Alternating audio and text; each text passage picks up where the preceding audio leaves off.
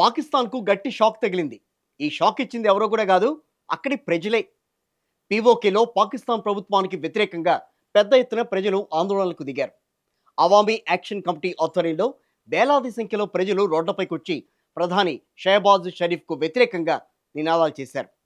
పీఓకేలో మౌలిక సంస్కరణలు తీసుకురావాలని కోరుతూ కొన్ని డిమాండ్లను కూడా వారు ప్రభుత్వం ముందు పెట్టారు. 70 ఏళ్లకు పైగా పీఓకేలోని ప్రజలకు ప్రాథమిక హక్కులు కూడా కల్పించలేదని వారంతా తీవ్ర ఆగ్రహం వ్యక్తం చేశారు.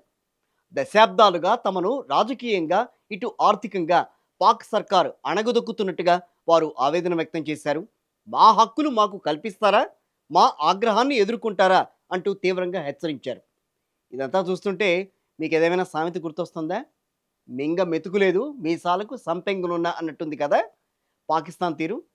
ఉన్న ప్రజల్నే పట్టించుకోలేరు, కానీ పీఓకే మాది, కాశ్మీర్ కూడా మాదే అంటూ తాహతకు మించి మాట్లాడడంతో మాత్రం ముందుంటారు అక్కడి నాయకులు.